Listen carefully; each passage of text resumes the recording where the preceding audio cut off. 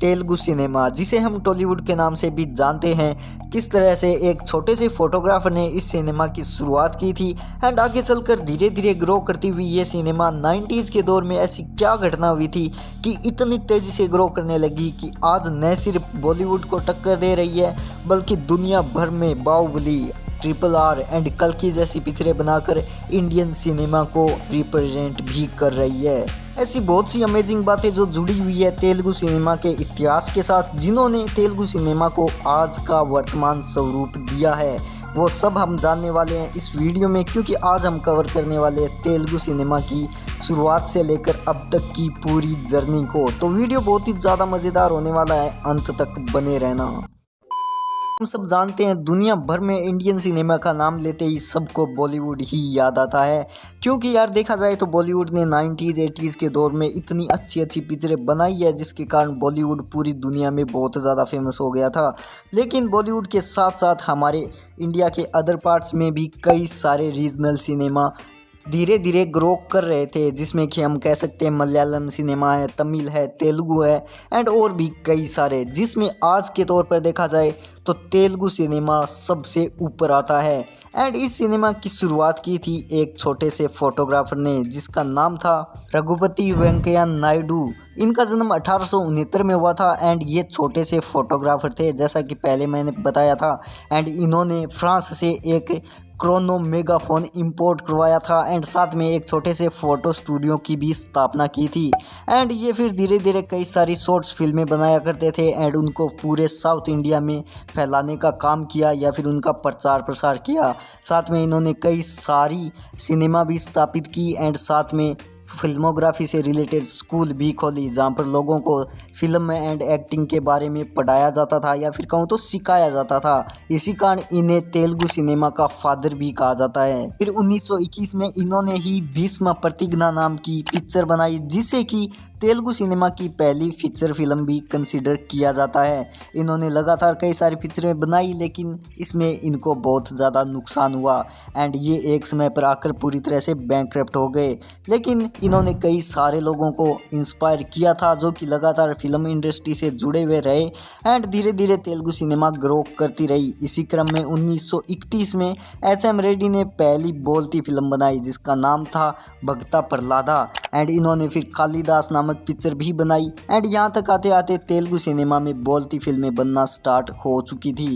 And फिर 1940 में Telugu cinema के इतिहास की एक और बड़ी घटना होती है, जहाँ हम देखते हैं कि तेलुगु सिनेमा का जो हेडक्वार्टर था वो चेन्नई से अब हैदराबाद शिफ्ट कर दिया गया था, क्योंकि 1940 से पहले तेलुगु एंड तमिल सिनेमा दोनों का ही जो हेडक्वार्टर था वो चेन्नई में ही था, क्योंकि उस समय तक ये राज्य अलग भी नहीं हुए थे और ना ही भारत आज़ाद हुआ था। इस समय तक तेलुगु सिनेमा थोड़ा धीरे धीरे ग्रो करता रहा, लेकिन फिर सबसे बड़ा चेंज आता है 1990 के दशक में।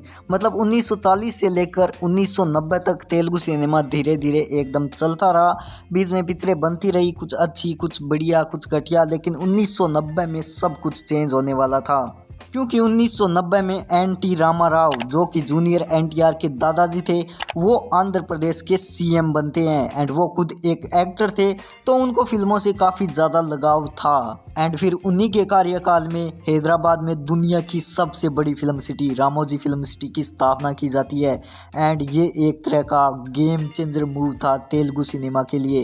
एंड इसके साथ साथ यहाँ पर कई सारे बड़े बड़े फिल्म स्टूडियोज़ भी बनने लग जाते हैं, या फिर कहीं ना कहीं अब तुम्हें पता ही है खुद CM इतने बड़े फिल्म एक्टर थे एंड उनको फिल्मों से इतना लगाव था, तो फिल्म इंडस्ट्री धीरे धीरे ग्रो करनी ही थी।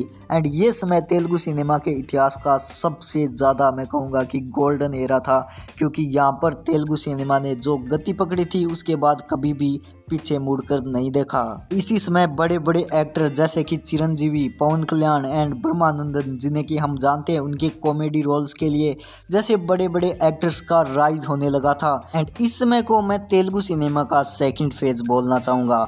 मतलब रामोजी फिल्म सिटी बनने के पहले का जो समय था वो तेलुगु सिनेमा का फर्स्ट फेज एंड उसके बाद का समय सेकंड फेज।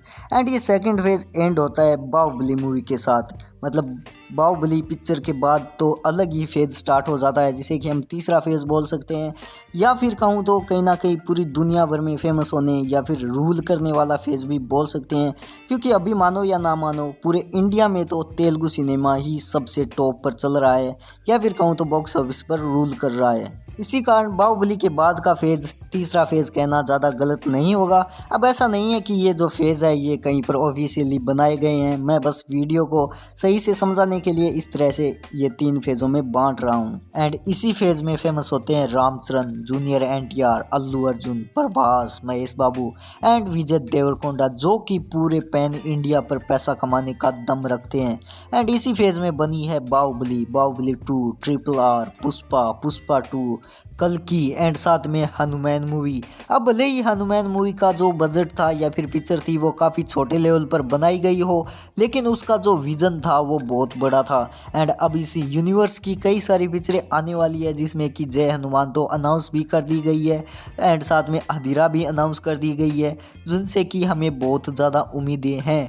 तो इस चीज़ को हमें बिल्कुल भी इग्नोर नहीं करना चाहिए। इसके अलावा पुष्पा 3 भी आएगी, कल्कि 2 भी आएगी and Mahesh Babu and Rajamouli sir की एक बहुत बड़ी पिक्चर भी आने वाली है। एंड तुम्हें पता ही है SS राजामौली का क्रेज़ कितना ज़्यादा है। एंड तुम्हें पता ही है RRR के साथ वो इंडिया के साथ साथ हॉलीवुड में भी बहुत ज़्यादा फेमस हो गए हैं। तो ये पिक्चर तो बहुत बड़ी होने वाली है। एंड तेलुगु सिनेमा के साथ एक सबसे यूनिक चीज़ ये हो रही है कि यहाँ से सिर्फ एक्टर ही फेमस नहीं हो रहे, बल्कि SS राजामौली, संदीप रेड्डी वांगा एंड अभी पुष्पा 2 के डायरेक्टर सुकुमार जैसे डायरेक्टर भी बहुत ज़्यादा फेमस हो रहे हैं, जिनके नाम से भी पिक्चरें हिंदी बेल्ट में पैसे कमा सकती है, जो कि बॉलीवुड के साथ टिपिकली नहीं होता। बॉलीवुड में कोई भी पिक्चर एक्टर के नाम पर चल सकती है, लेकिन डायरेक्टर राइटर को तो यहाँ पर कोई पूछता ही नहीं। एंड ये चीज़ तेलुगु सिनेमा के साथ हो रही है, जो कि बहुत अच्छी बात है। तो ये थी तेलुगु सिनेमा से जुड़ी हुई कुछ इंटरेस्टिंग बातें, जो कि उम्मीद करता हूँ तुम्हें पसंद आई होगी, क्योंकि इस वीडियो में हमने तेलुगु सिनेमा के इतिहास के साथ उसका जो वर्तमान में काम चल रहा है वो भी जाना एंड साथ में थोड़े बहुत उसके भविष्य के बारे में भी ऐसे प्रेडिक्ट करने की कोशिश की। तो वीडियो उम्मीद करता हूँ तुम्हें पसंद आया होगा। पसंद आया है तो लाइक कर देना एंड साथ में चैनल को सब्सक्राइब भी कर लेना, ताकि हम मिलते रहें बार बार।